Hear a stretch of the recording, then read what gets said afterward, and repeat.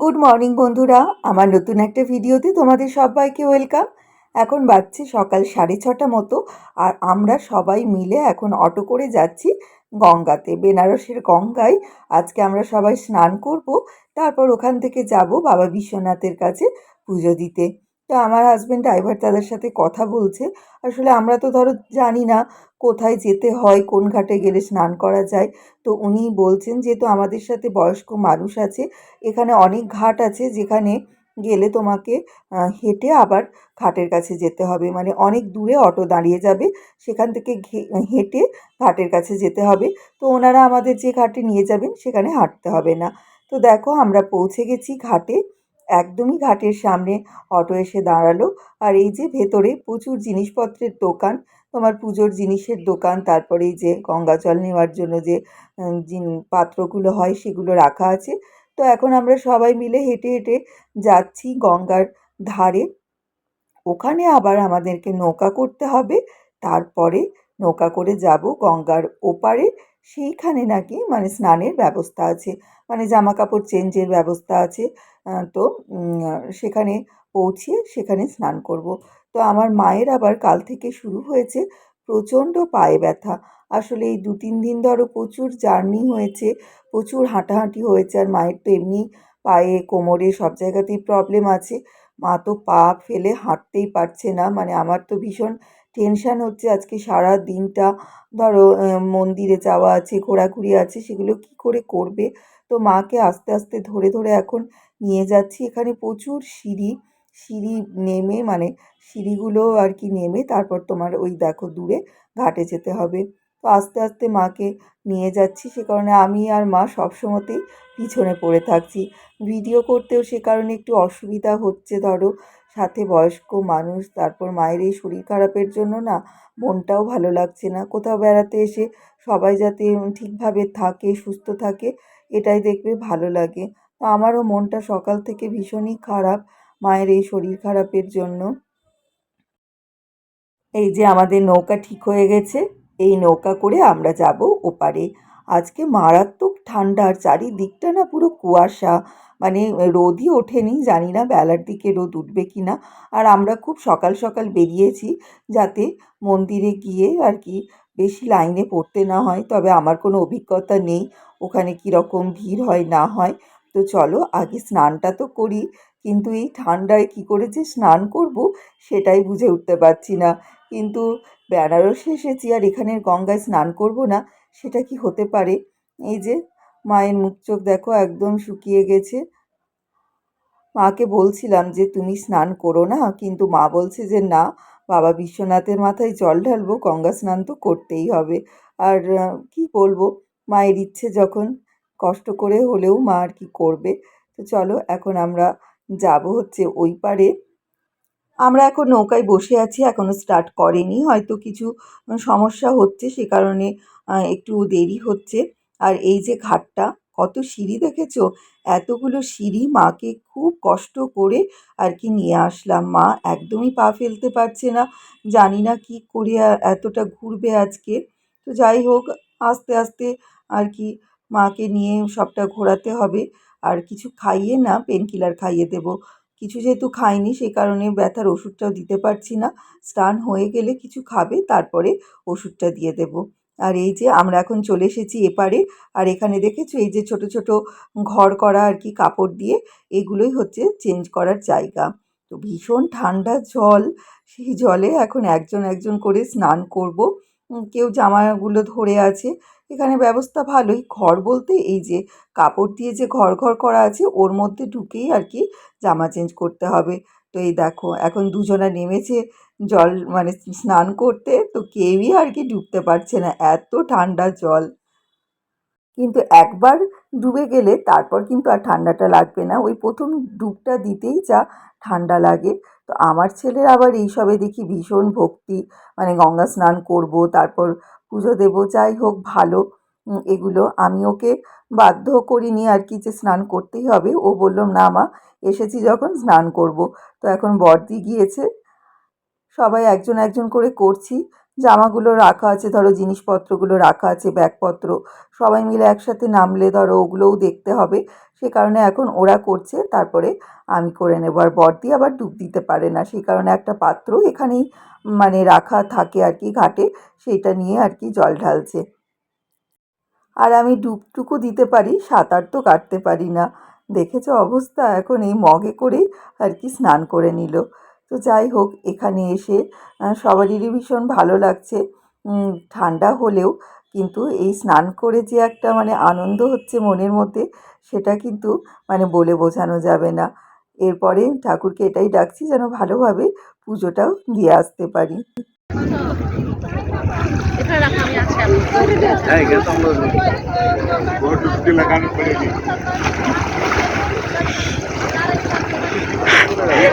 তোমার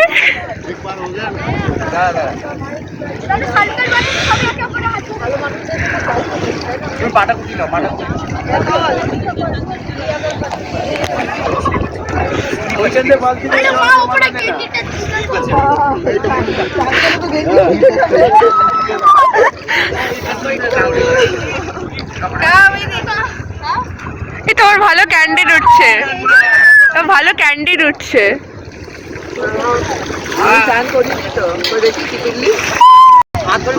ঠান্ডায় স্নান করতে গিয়ে দুজনা কি কাণ্ড করছে দেখো।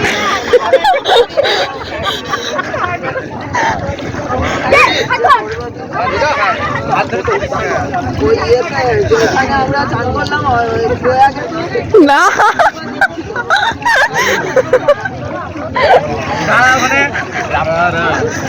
এই নাম না, এই এই এই গমলে পুছু নাম না, একবার একবার একটা ডোপ মার।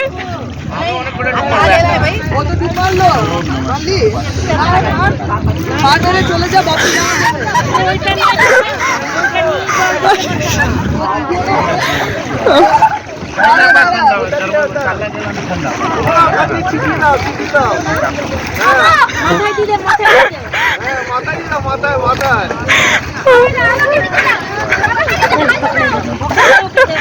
এখানটা মারাত্মক পিছল, এখানে কেউ নামবে না। আরে পুরো মাথায় চললো। আরে ডো একটা ডোম দিতে দে না।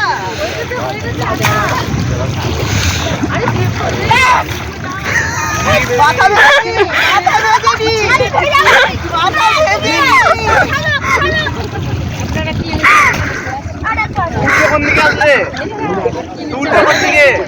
বাবা, সূর্য কোন দিকে আসবে?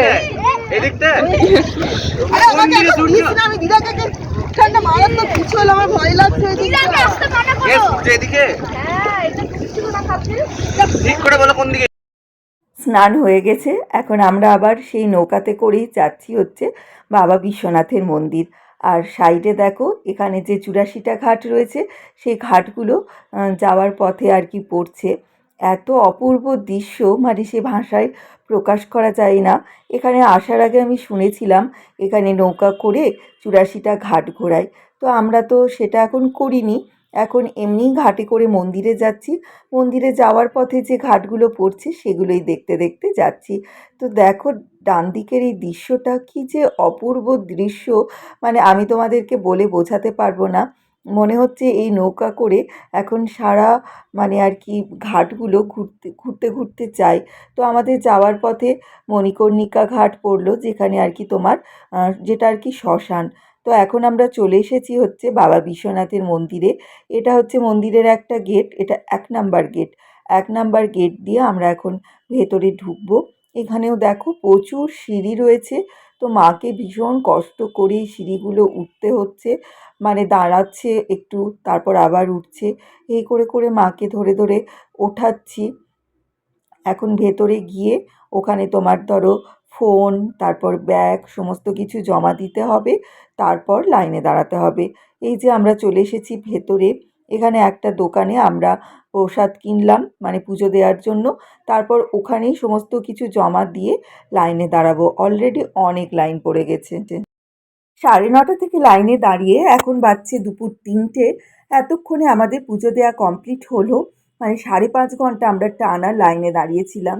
আর মায়ের শরীর তো মারাত্মক খারাপ করছে এতক্ষণ লাইনে দাঁড়িয়ে। তো চলো এখন আমরা এসেছি হচ্ছে ওই মন্দিরের বাইরেই, একটা গলি আছে, সেই গলিতে একটা চায়ের দোকান, সেই চায়ের দোকানে একটু চা খাবো। কারণ সেই সকাল থেকে ধরো আমরা কেউ মানে জলও খাইনি বলতে পারো, যেহেতু পুজো দেবো বলে। তো এতক্ষণে বাচ্চাগুলোকে এই যে একটু এখানকার যে রাবড়ি সেগুলোই কিনে দিলাম, ওরা খাচ্ছে। আর আমরা সবাই একটু চা খাবো, কারণ খালি পেটে এই মিষ্টি জিনিস খেতে একদমই ইচ্ছে করছে না। তো ৫ ঘন্টার উপর লাইনে দাঁড়ানোর পরে পুজো দিয়ে ভীষণ মনে একটা আনন্দ হচ্ছে, শান্তি হচ্ছে যে যাই হোক, এখানে তো ধরো মানে বাবার যে মন্দিরের সামনে বেশিক্ষণ দাঁড়াতে দেয় না, মানে মোটামুটি কয়েক সেকেন্ড দের পুজো। তো যাই হোক, যেখানে যেরকম নিয়ম আর কি। তো মা আর কাকিমা, কাকু সবাই আর কি বিধ্বস্ত হয়ে গেছে। বয়স হয়েছে ধরো এতক্ষণ লাইনে দাঁড়িয়ে, তাদেরও তো শরীরে প্রচণ্ড ধকল হয়ে গেছে। তো যাই হোক, পুজো দেওয়াটা ভালোভাবে হয়েছে, এটাই আমাদের সবারই মনে শান্তি। এখন চা খেয়ে আমরা যাচ্ছি এই গলি দিয়ে, বেরোবো মেন রাস্তার দিকে, ওখানে কোনো হোটেলে খাওয়া দাওয়া করবো। তো কি বলবো বন্ধুরা, এত বড় গলি আমি সত্যি জীবনে দেখিনি। মানে গলি দিয়ে হাঁটছি তো হাঁটছি, গলি আর শেষ হয় না। অবশেষে আমরা মেন রাস্তায় এসে উঠেছি। আর জানি না কেন রাস্তায় মারাত্মক ভিড়, এত ভিড় তোমাদেরকে কি বলবো। আর এই ভিড়ের মধ্যে মায়ের হাঁটতে ভীষণ অসুবিধা হচ্ছে। তো আর টোটো যে করব সেরকম টোটোও পাচ্ছি না। তো এই যে আমরা এখন এসেছি হোটেলে একটা খাওয়া দাওয়া করতে। এখানে তো সমস্তই নিরামিষ হোটেল।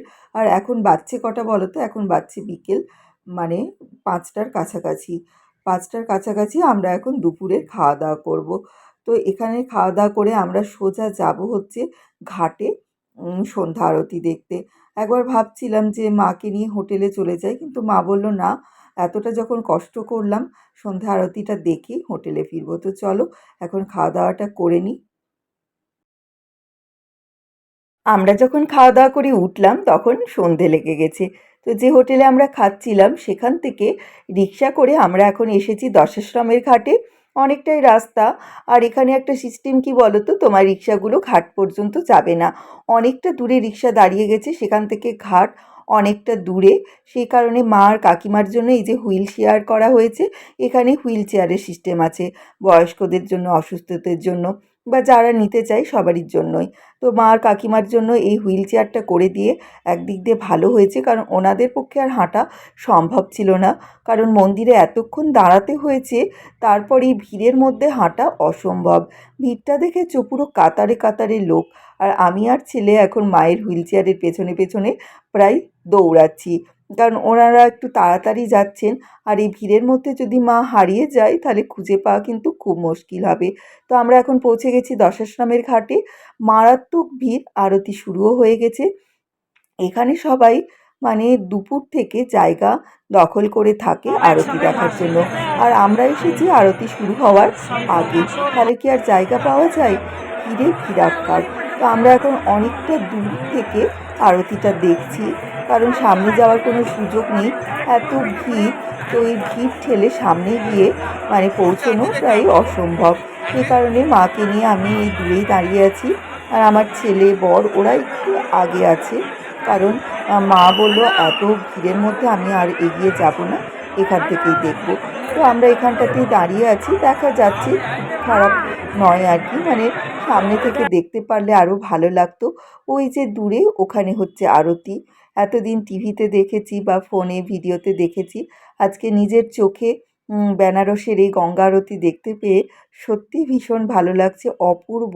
মানে এক কথায় অপূর্বই বলা যায়। মানে মন ভরে গেল এখানে এসে, এখানকার এই আরতি দেখে।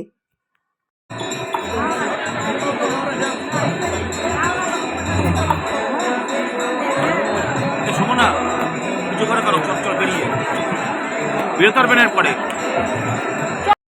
আমাদের আরতি দেখা হয়ে গেছে, এখন হোটেলে ফিরবো।